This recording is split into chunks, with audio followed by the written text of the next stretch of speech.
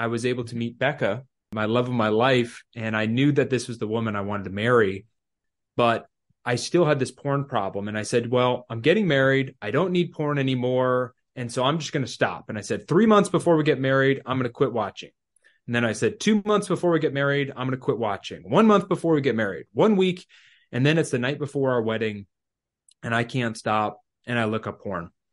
On the night of our wedding, I couldn't even have sex because my mind had been so trained to look at that screen. And I had to tell Bekah that I'm sorry, I love you, but I have this porn problem. I can't even perform tonight. Has your marriage been shattered by sexual betrayal? Are you wondering if it's possible to save your marriage, or even if you want to? Your story matters, and there is hope for your marriage through Christ Jesus. Welcome to Beyond Broken Vows podcast. I'm Johnny. I'm Emily. And friends, we've been where you are. Our marriage vows were shattered by adultery fueled by pornography. But through a commitment to recovery, our faith in God, and our hope for redemption, we set out on a journey of healing. Now our marriage is better than we ever could have imagined, and we give God all the glory. On our show, we'll talk through difficult topics: infidelity, porn addiction, recovery, and more. So if you're ready to move from pain-filled todays into hope-filled tomorrows, grab your favorite beverage and spend a little time with us. Marriage is redeemed. Hearts renewed. On Beyond Broken Vows podcast.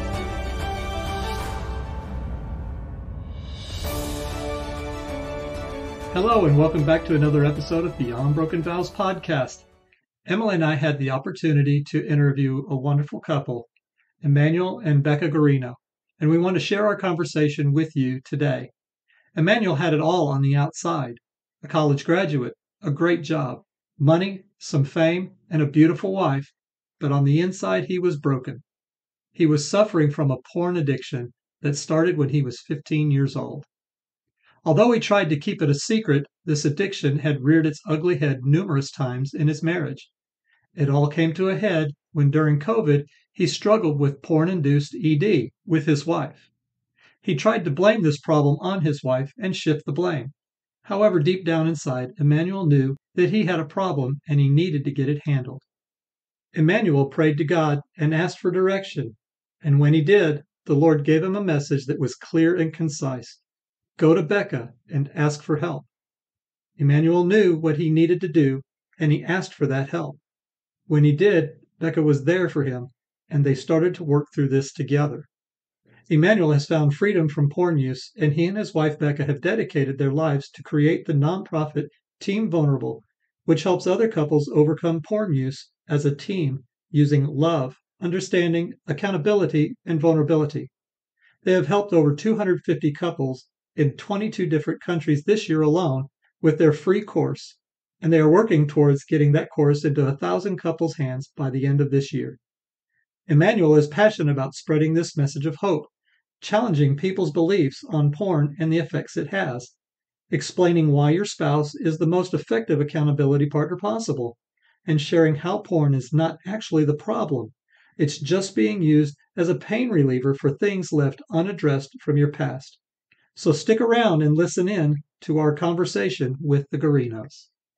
Okay, Emmanuel and Bekah, thank you so much for joining us today. We're so excited to hear your story.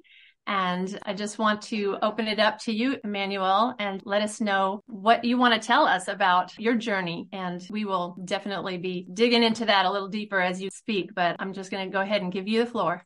Absolutely. Well, thank you so much for just having us on. It's just a pleasure to be here and excited to jump in and just share our stories of the ups and downs and everything in between. You know, for me, my story started when I was about 15, got handed that first iPhone. And I remember my dad said, "Can I trust you with this?" And I said, sure. And he said, "Okay, sounds good." And he's walking out the door, and the door is about 3/4 the way closed. And, you know, I'm looking at porn before even, you know, the door finally shuts. And at that time in high school, you know, it felt very in control, you know, just felt very exploratory. I'm a young man. I'm just, you know, figuring all this stuff out. But once I got to college, things kind of took a dark turn where, I was the high school star athlete and now I was living in my parents' basement with no job. I was a community college dropout and I didn't have that direction. Like I said, things just started getting more and more dark. And, that porn use that was just kind of experimental here and there now turned into an everyday thing. And it just became more extreme, more extreme. And I remember during that time wanting to quit and, just giving it some valiant efforts. I remember one time I took my phone and I smashed it and I said, that's it. I'm done with this thing. And then literally the next day I find a way to look up porn. I remember my dad talking to me, helping me out with a lot of things going on in my life. And I was able to turn a lot of things around on the business side. And shortly after, I was able to meet Bekah, my love of my life. And I knew that this was the woman I wanted to marry. But I still had this porn problem. And I said, well, I'm getting married. I don't need porn anymore. And so I'm just going to stop. And I said, 3 months before we get married, I'm going to quit watching. And then I said, 2 months before we get married, I'm going to quit watching. 1 month before we get married, 1 week. And then it's the night before our wedding and I can't stop. And I look up porn. On the night of our wedding, I remember we went back to the honeymoon suite and I couldn't even have sex because my mind had been so trained to look at that screen. And I had to tell Bekah that I'm sorry, I love you, but I have this porn problem and it's the reason why I can't even perform tonight. That was an incredibly, incredibly hard thing to go through in that moment. And I remember Bekah took that information as best she could, but it was very difficult. And really in that time, I said, Bekah, I have this porn problem, but I didn't say I wanted to fix it. I just said, I'm sorry. And for the next 3 years of our marriage, we really just swept this thing under the rug. And we said, let's just pretend like it doesn't exist. And I would keep looking up stuff. She would pretend it wasn't an issue. And on the inside, I was just getting angrier. I was getting more paranoid. I was just getting deeper and deeper into this addiction until things really came to a head when early on in COVID, I remember one night, I had maybe a bottle or two of wine, a couple of weed gummies. I was planning on going to look up porn that night. And Bekah said, essentially, do you want to have sex tonight? This is how screwed up my mind was. I actually was upset with her that she wanted to have sex because I wanted to go look up porn. And so I begrudgingly said, fine, whatever. We go to the bedroom and trying to get things going. It's not quite working. The ED is flaring up and trying to get things going and it's not working. And then eventually I just say, you know what, Bekah, you're the problem. You're the issue. You're the reason why, I can't get going and you're the problem here. And I storm out of the room and she's crying. And I go to our living room and I just sit down on the couch and I just put my hands on my head and I just start to cry. And in that moment, I just cried out to God and I just said, Lord, what do I need to do? Help me. I need help. What do I need to do? And in that moment, I felt the Lord put on my heart. He just said, go to Bekah and ask for help. And I said, God, that's the last thing I need to be doing. That's the absolute worst. I can't do that. And he just kept putting that on my heart and just kept saying that. And I said, okay, I'll do it. And so I walked back into the room and I said, Bekah, I have a problem. I've tried to stop. I can't do this on my own. And I love you more than this problem, but I cannot defeat this on my own. I need your help. And I can't make this through on my own. So will you help me in this journey to overcome this? And to my surprise, she said yes. Now, during this initial phase, it was very difficult because we didn't know what to do. We looked up different resources. We felt very alone. We felt that, should we talk about all the things that I've looked up? What should and shouldn't I share? Is willpower the answer to overcoming this? Why am I like this in the first place? Why do I have this problem and other people don't? And we didn't quite know what to do. But one of the things we found out in this period was addiction dies in the light. It dies in the light. It cannot survive when it's put out into that sunlight and that truth in the light hits it. But during this phase, I got a lot better, but I wasn't all the way quite better. I still had those same urges to look up porn, but we had put porn blockers on my phone. Bekah and I were communicating more. So I was really trying to quit. I wasn't looking up hardcore porn, but from time to time, I would still mess up here and there. Now, flash forward, Our world just completely turns upside down out of nowhere. My father, who was the CEO of the company that we were working at, he dies very suddenly out of nowhere. And all of a sudden, I'm the CEO of the company and I'm in charge of this $10, $12 million company with 40 employees. I remember sitting at the funeral, looking out at all the people that came to my father's funeral. And I said, my dad, he ran his race in life. He did exactly what he was supposed to do. But as I was about to step into his former role, I said, is this what God has laid out for me? Is this the plan that he wants me to do? And I realized that God was saying, no, this isn't. Walk away and come follow me. During that season, we prayed to the Lord and we say, okay, God, you want us to walk away and follow you. Well, what do you want us to do? Tell us what you want us to do first, and then we'll come and follow you. Just tell, and then we'll kind of weigh the options. And the Lord would not tell us, but he just kept putting that on our heart. Walk away and follow me. And so eventually Bekah and I just said, okay, we got to do this. And so we walked away. And about 2 weeks later, Bekah and I are sitting at dinner and we're going, I know exactly what God wants us to do. God wants us to help married couples overcome porn use as a team. And that was a really, really cool moment. And that was also a very scary moment because, as I mentioned, I had gotten a lot better from where I was, but I was still struggling with this in some aspects. And I was going, are you sure, God? Are you 100% sure? Am I hearing you right? Do I need to change the station? Am I getting that message clear? A few days later, I remember the Lord, I was working out and it felt like a lightning bolt hit me out of the sky. And I fell to my knees and I just felt the Lord saying, raise up an army to fight this evil power. And in that moment, I realized that it wasn't that Bekah and I were qualified. We're not doctors. We're not psychologists. We're not whatever. It's not that we are qualified, but if we are called to do this. And if the Lord calls you to do something, you do it. Otherwise, just like Jonah, he'll send a fish. He'll come eat you and spit you out in Nineveh. Like you're going there one way or the other. It's just you get the choice if you want to go on a fish or not. And so Bekah and I said, okay. And so we started to research everything there was out there on porn addiction and sex addiction and just how evil this industry really is. And then what we did was we made a course on how to overcome this as a team. And at first, we were getting a couple people reaching out a little bit here and there, but nothing really. And then all of a sudden, our battle cry was just, if this can help one married couple, then this was all worth it, to walk away from everything, to, leave that all there. And we got a call from a gentleman. I'll change his name for his sake there, but we'll call him Sean. This gentleman, Sean, gives us a call and says, I just watched your video titled, How to Tell Your Spouse You Watch Porn and You Need Help. I thought the next words out of his mouth were going to be like, I'm going to come, where do you live? I'm going to come to your house and kill you, because you just ruined everything or whatever. And that wasn't what he said. Thank goodness. He said, I just want to say thank you. I've been struggling with this for 20 years.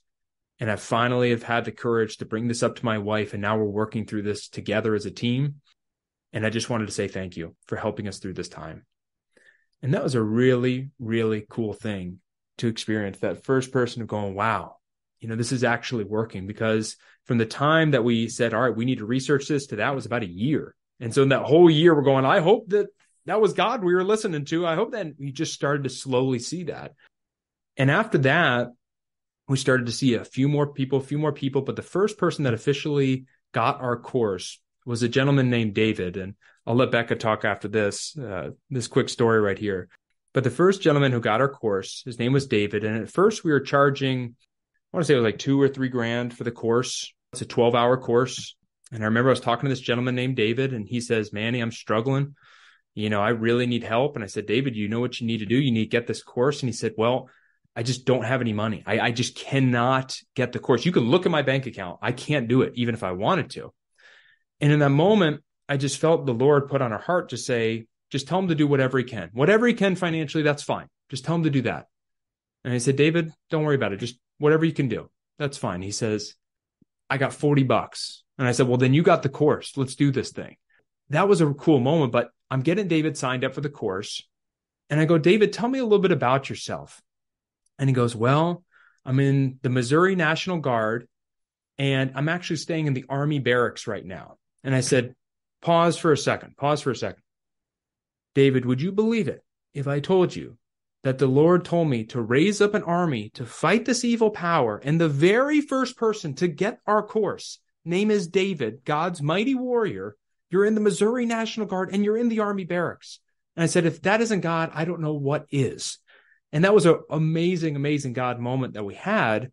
But after David started going through the course and we started seeing the change in his life that he was having, we said, we have the medicine for the sick.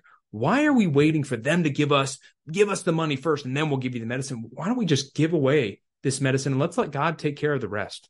Let's not worry about the finances. Let's just worry about helping as many people as we can. And so we made the decision. We said, you know what? Let's become a nonprofit. Let's make everything free. So that way, anyone who is serious about overcoming this can get this course. And what was so cool about that is when we made that decision, all of a sudden we started seeing people from all over the country and all over the world, for that matter, get started with the course. And right now, in 1 year's time, essentially, we have, and we're about 2 students away, but we have almost 300 students, couples, who have gotten our course in over 25 different countries. And I'm going, wow, God, you are good. How you can take this thing that the devil was planning on using for evil and you can completely turn it on its head and use it for good, and how beautiful it is. And Beck and I have seen marriages be saved. We've seen rapes be prevented. We've seen children be able to have their screens protected so that way they're not seeing this filth and this garbage and this evil that's out there. And it's just been an absolutely beautiful, beautiful ride as we've gone through this. But I just talked for a long time. I want to scoot back to Becca's side of her story, and I'll let you take it from anywhere, but maybe from that first wedding night of when this first came to light might be a good point for you to jump in. Yeah, I'll be much more brief on my side of things, but from my perspective, how things went down, on your wedding night, you get told, hey, I've got this porn problem. We can't have sex tonight. Like, that's a pretty big blow.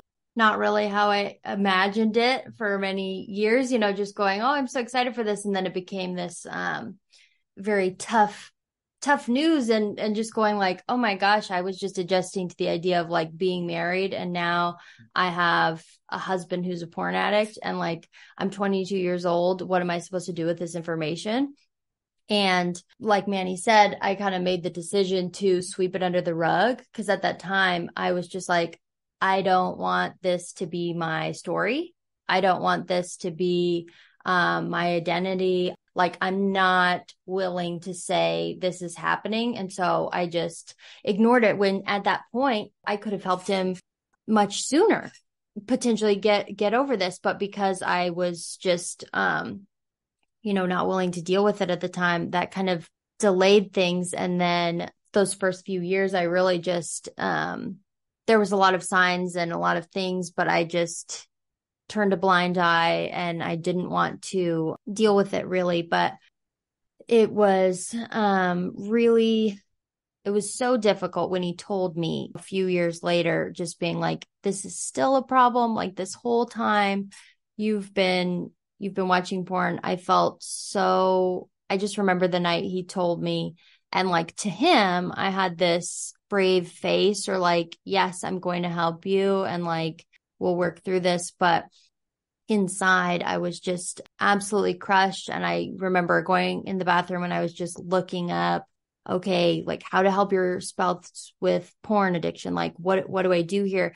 And I couldn't find any encouragement in that search. It was all like, your husband's a dog. He's terrible. The chances that he's cheating on you is, through the roof. Like, he's probably cheating on you. Your divorce is inevitable. That was all that was on there 3 years ago. I would have loved to found your podcast, 3 years ago when we were going through this, just right? Finding like-minded people who just have that positivity of saying, hey, we can rebuild this, we can whatever. But at that time, there was no encouragement. So I think for me, what really just kept me going through this whole process was just the idea of, this sucks. I don't see a way. I don't have a blueprint. I don't have anybody encouraging me. I don't have anybody saying it's possible to recover from this.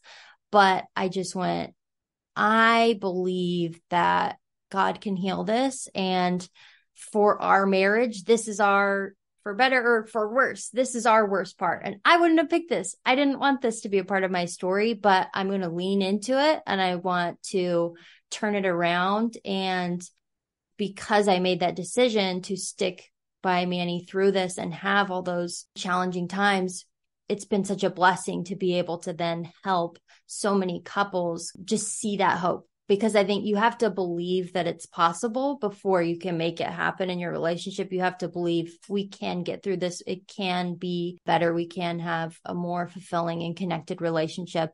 And so, yeah, it was the hardest thing in my life, but I think about it every day, just how glad I am that I decided to stick with him and just be able to give hope to more people that, you can find healing from this. So absolutely.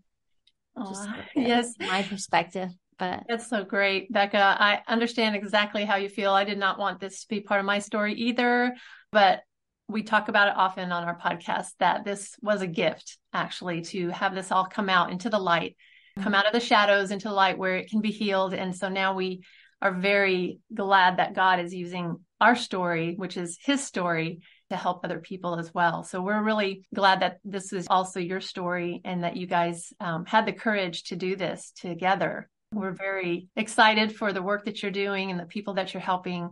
And it's been a blessing to hear your story.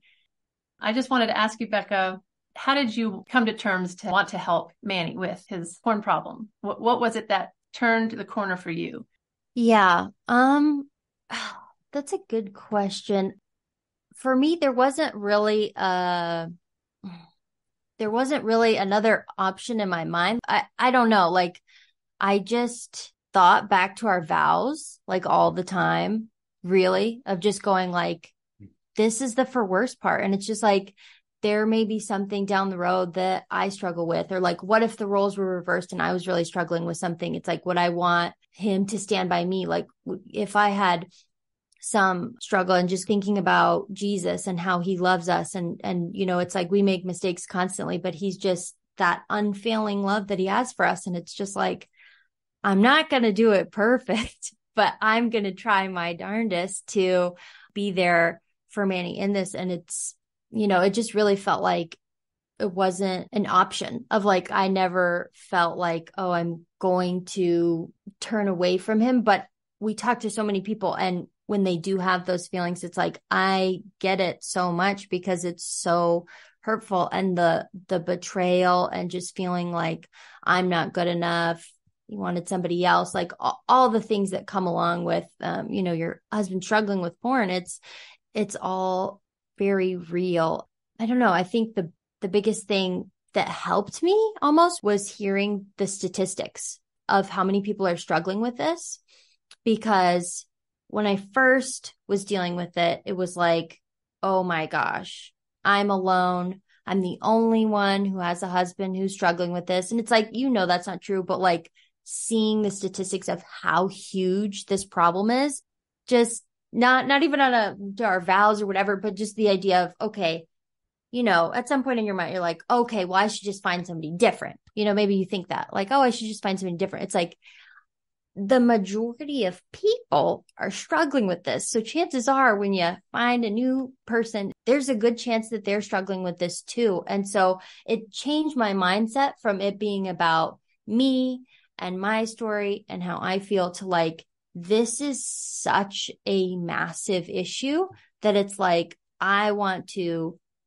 step into God's plan and help other people recover from this. And it's just like, we talk about this in our course, but just the idea of how many people used to smoke cigarettes, and then it came out the negative side effects and all the things that were bad. And so many people quit, and it's way less percentage. It's still a lot of people, but way less percentage. And it's like, I want that to happen with porn, but sorry, I'm rambling here. But once I felt like, oh my gosh, I'm not alone in this. This is such a big issue.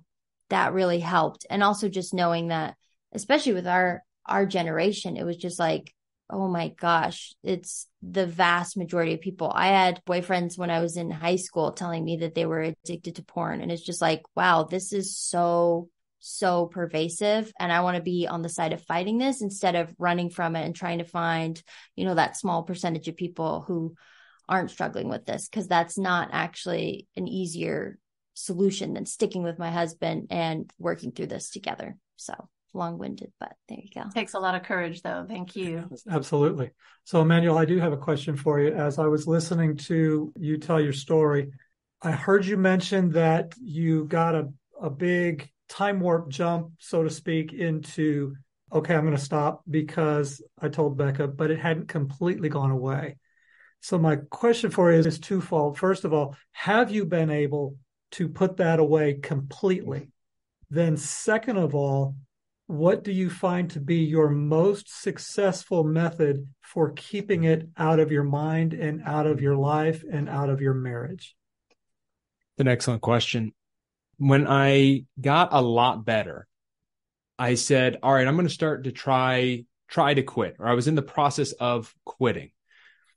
And that's very tough, because when you're trying to quit, you can go back. You can have withdrawals. You can say, well, I don't have to feel these withdrawals because I can go back. And so I was struggling, and I was going, I want to quit. I want to quit. And when I finally made that decision, and I remember I called Bekah, I was in a hotel, I was at a conference, and I just said, Bekah, I can't go out and help other people if I'm struggling with this. I need to take this thing seriously. I need to be done with this thing.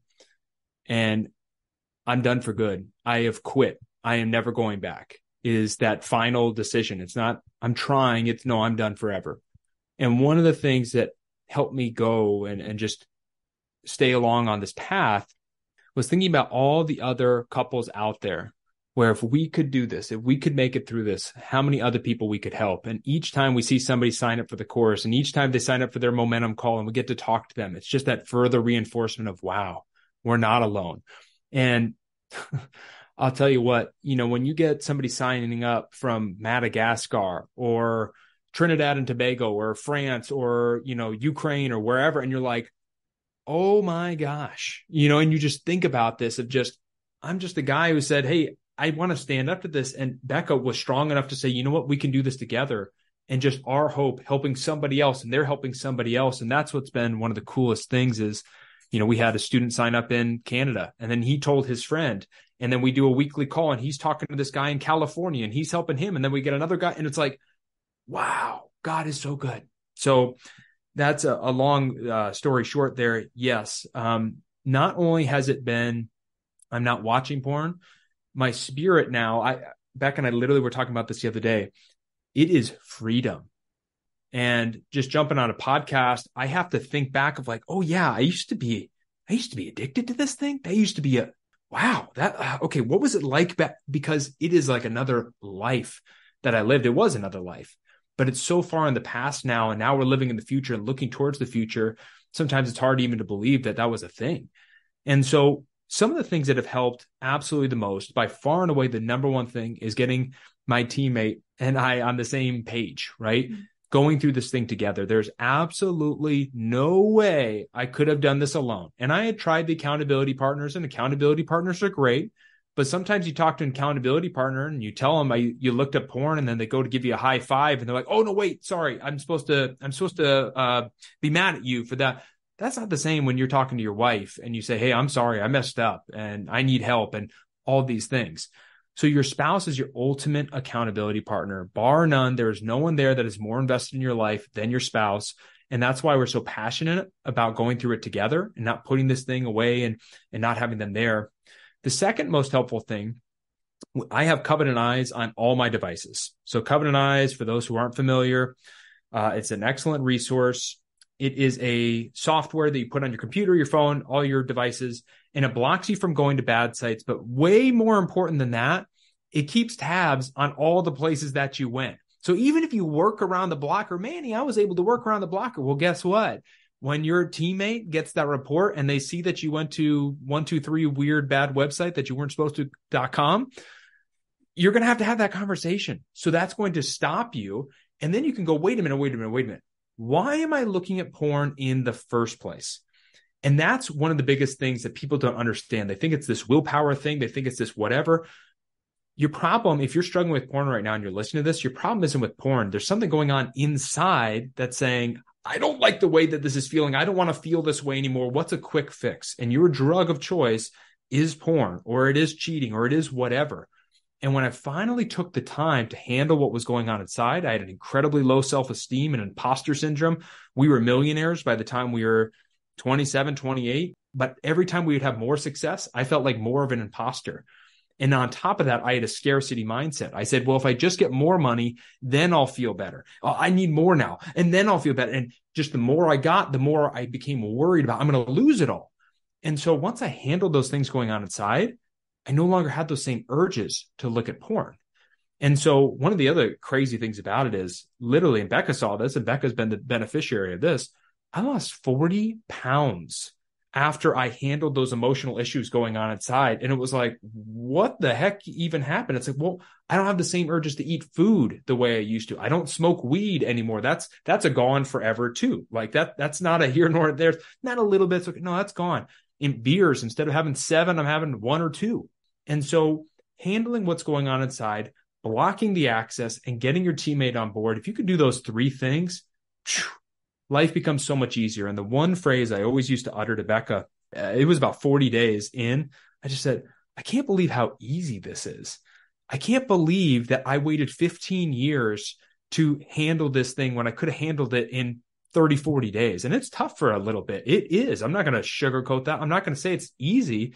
It's hard, but it's worth it. It's absolutely worth it. And so, yes, not only have I been able to not look at porn, do all these things, but just having that freedom, having that peace has just been incredible. And then Bekah and I's intimate love life and just everything that goes along with that, it's just been an incredible blessing. Absolutely. Wonderful. Thank you. Does that answer all our questions? I think so. I mean, that was very thorough. I was going to say, was it worth it? And you already told us, yes, it's worth it. And we agree. It really is worth it. It's hard. It's a very, very difficult journey, and it's not fun, but it definitely is worth it, and it can be done. And it's good to hear another couple with a story like this, and that you are actually not just helping yourselves through it, but helping others all around the world. So we're very excited to have you on here today to share that with our audience. And we're excited to get that word out. And so, Emmanuel, tell us how they can contact you. Best way to reach out to us, go to teamvulnerable.com, teamvulnerable.com. On our website, we have our course. It is 100% free. 100% free. Do not let cost get in the way. Do not let time get in the way. You're already binging shows. You're already watching porn. So since you're not watching that anymore, you got time for the course. There is no excuse. You got so much to gain from this. And I'm telling you, just like we talked about it, yes, it can be difficult, but it is absolutely worth it. And you can have freedom. You do not have to live a life where you are a slave to this. You can have freedom, and you can inspire so many people. When you sign up for that course, that inspires us. We make a video that inspires somebody else. It changes the world. You can save marriages, prevent rapes, save children from seeing things that they should absolutely not be seeing. Just by standing up to this problem, you can make a difference. And I'll tell you what, that was one of the biggest things Bekah and I would always just talk about is, hey, one day we're going to die. My dad died out of nowhere, and it's like he ran his race. I go, when I go up to heaven, I want to be able to have that feeling of God going, good job, good and faithful servant. And so this is our journey. This is what it was. This is not what Bekah and I were hoping for. We were hoping to stay in real estate and just make millions and millions of dollars and live in a mansion one day and, all that fun stuff. But this is better. This is so much better. This is so much better. Yeah. It is the greatest gift to be able to be a part of this. And it's just been so amazing going through this with Bekah. So thank you for having us on. And thank you for letting us share this message. Teamvulnerable.com. Get the course. It's free. Go through it. Reach out to us if you need anything. We are here for you. And all you got to do is take that one step. Get the course. Have that conversation. Set up your call with us. One step at a time. Teamvulnerable.com. Thank you guys again. Manny and Bekah, I just wanted to tell you that we really celebrate what you're doing. Not just the action that you've taken to help others do this, but what you have done for yourselves and for your marriage and for your kids to come, that you've done it at a point in your life relatively soon, that you don't get into your 50s and have this problem and try to figure out whether my entire life was a lie. You're heading this off in the very beginning. Doing what you did is extremely strong and vulnerable, Manny. Bekah, to be able to receive it with such grace as you tell us, That's brave. That takes a bravery that most are not willing to walk. And I've heard it said on many occasions, if you want to see things other people don't see, you have to go and do things other people won't do. It's in the extraordinary that we find the extraordinary. And so wonderful. Thank you so much. Thank you so much for all that you two have done so far. We will continue to have you on our prayer list for success in the future, that as you do this, that you will be an ally. Emily and I, we pray regularly that God uses our podcast as a conduit to the world. And if we're just one voice among many, then we will be the one voice among many. But we're grateful that he has chosen us to tell our story. Thank you again so much for being here. Thank you, guys. Thank you, guys. So until next time, Marriage is redeemed. Hearts Renewed on Beyond Broken Vows podcast. Thank you so much for joining us today. And before you go, if this podcast has encouraged you and you're feeling some hope for today, please share the show with someone else you know who is going through a similar situation and needs to know that they're not alone. One of the best ways you can help us reach more people is to leave us a written review on Apple Podcast. And don't forget to hit subscribe so that you don't miss out on upcoming episodes. And as always, we would love to hear questions from you that we can answer on our midweek show. Just email us at support@beyondbrokenvows.com. Until next time, may the Lord bless you and keep you. May the Lord make his face to shine upon you and be gracious to you. May he lift up his countenance upon you and give you peace.